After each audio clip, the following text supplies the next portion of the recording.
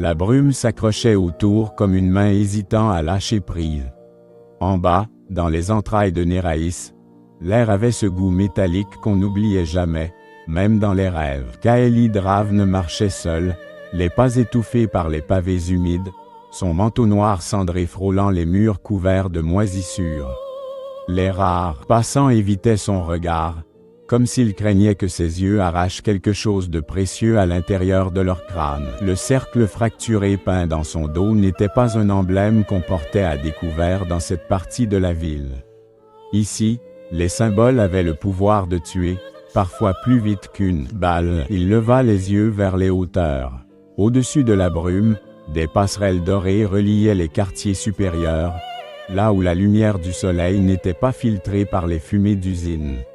Là-haut, les implants de « mémoire civique » pulsaient doucement dans la nuque des habitants, des éclats bleus comme des lucioles domestiquées, des souvenirs certifiés, calibrés, contrôlés. Aucun mensonge possible, du moins officiellement. Kaeli se souvenait de l'époque où il croyait à ce système.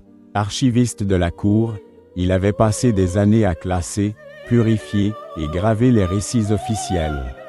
Mais cette croyance avait été brisée le jour où Velerkor, son mentor, lui avait demandé de réécrire toute une décennie de l'histoire, non pas pour corriger une erreur, mais pour effacer une vérité. Ce jour-là, Kaeli avait appris que la vérité n'était pas un rempart, mais une arme, et qu'elle ne survivait que tant que quelqu'un acceptait d'en porter le fardeau. Il s'arrêta devant une vitrine éteinte, observant son propre reflet morcelé par les fissures du verre. Le masque qu'il portait sur la moitié inférieure du visage laissait passer son souffle, discret et régulier.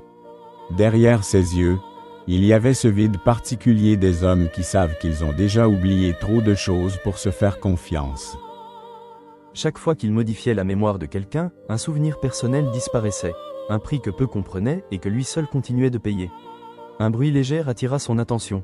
Dans la ruelle adjacente, deux silhouettes avançaient, épaules lourdes, pas synchronisées, des effaceurs.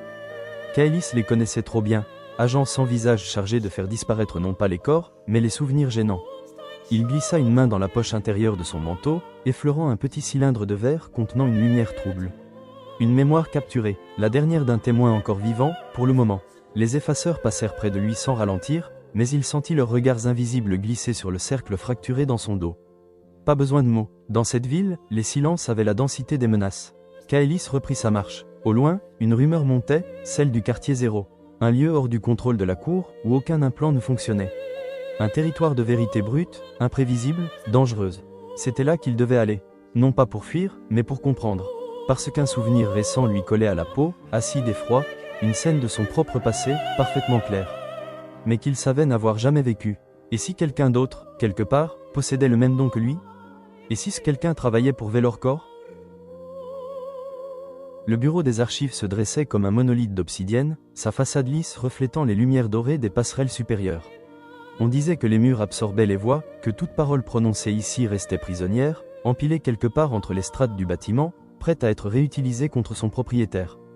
Kaelis franchit l'entrée sans ralentir.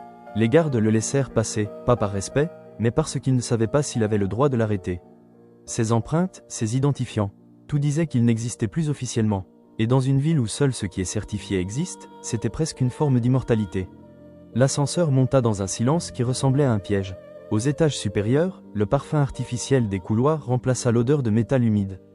Ici, le sol était si lisse que ses pas semblaient flotter. Il trouva Velerkor dans son bureau, tourné vers la vitre immense qui donnait sur la ville. De dos, on aurait pu le confondre avec une sculpture. Large carrure, mains jointes derrière lui, manteau long au pli parfait. Le cercle fracturé était brodé en fil d'or sur son épaule droite. Mais contrairement à celui de Kaelis, le sien n'évoquait pas la blessure. Il était net, maîtrisé, presque beau. « Tu es revenu » dit-il sans se retourner.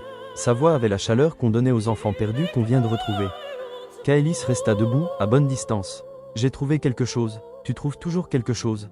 Le magistrat pivota lentement, ses yeux fixant Kaelis avec ce mélange d'orgueil et de déception qui avait toujours été sa signature. « Alors dis-moi, qu'est-ce que c'est, cette fois ?» Kaelis sortit le cylindre de verre de sa poche et le posa sur le bureau. La lumière trouble à l'intérieur pulsait comme un cœur malade. Un souvenir, pur, non altéré, et il contredit une version officielle que toi-même as validée. Vélor ne toucha pas l'objet. Tu continues à confondre vérité et utilité, Kaelis. Et toi, tu continues à croire que l'une doit mourir pour que l'autre vive. Un silence s'installa. Au dehors, on devinait les mouvements infimes des plateformes supérieures, lentes comme des continents dérivants. Ce n'est pas de toi, dit enfin Vélor. Kaelis fronça les sourcils. Quoi, ce souvenir, il a été planté en toi pour que tu le trouves. Et pour que tu me l'apportes. Kaelis sentit un frisson froid lui parcourir la nuque.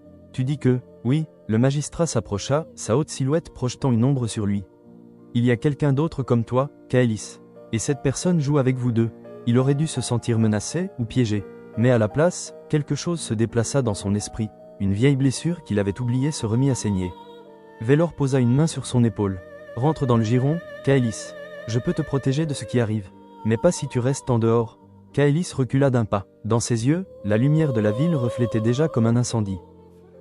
Le vent s'engouffrait dans les ruelles basses avec un sifflement continu, comme si la ville respirait par ses cicatrices. Kaelis descendait, étage après étage, pont après pont, jusqu'à ce que la lumière dorée des hauteurs disparaisse derrière lui. Ici, l'air était lourd, saturé d'une humidité presque vivante. La brume n'était plus un voile, c'était une matière, un tissu qui se collait à la peau et volait les contours des choses. Il n'y avait pas de gardes officiels dans le quartier 0. Ce n'était pas nécessaire. La peur et l'instinct tenaient lieu de frontière. Les murs portaient d'étranges inscriptions, cercles incomplets, lignes brisées, symboles que Kaelis reconnaissait à moitié. Certains venaient des archives, d'autres de vieilles langues oubliées. À mesure qu'il avançait, il croisait des regards qui se détournaient aussitôt, des visages marqués de cicatrices fines sur les tempes, là où autrefois se trouvaient les implants mémoire. Les dériveurs. On racontait que les dériveurs s'étaient arrachés eux-mêmes leurs implants, non pas par rébellion politique, mais pour retrouver une forme de vérité brute, non filtrée. Leur monde était plus flou, plus instable, mais il leur appartenait. Au détour d'un passage voûté, il aperçut une silhouette qui l'attendait. Grande, fine, capuche basse, mains croisées dans le dos. Kaelis Draven. La voix était douce, mais portait un accent ancien, un vestige d'une époque avant les implants. Qui me demande? La silhouette leva la tête. Une femme, cheveux très courts, yeux gris presque translucides. On m'appelle Virel, je parle pour ceux qui ne veulent plus se souvenir comme on nous l'ordonne. Elle approcha, et Kaelis remarqua sur sa gorge un tatouage du cercle fracturé, mais d'un style qu'il n'avait jamais vu. Les fragments semblaient en mouvement, comme s'ils flottaient. Tu portes notre signe, mais pas comme nous. Tu viens chercher quoi, ici? Des réponses. Alors il faudra d'abord que tu perdes quelque chose. Avant qu'il ne puisse répondre, Virel fit un signe à deux silhouettes dans l'ombre. Elles s'avancèrent, tenant un petit coffret noir. Quand elles l'ouvrirent, Kaelis sentit une vague de chaleur lui traverser le crâne. Ce n'était pas une arme physique, c'était une onde. Une vibration qui ne cherchait pas à blesser, mais à effacer. En un instant, il comprit. Pour entrer dans le territoire profond des dériveurs, il faudrait abandonner un souvenir. Volontairement, et cette fois, ce ne serait pas un souvenir arraché par son pouvoir, ce serait un trou qu'il choisirait lui-même de creuser. Virel le regarda avec un sourire qui ne contenait aucune pitié. Dis-moi, Kaelis, lequel veux-tu perdre?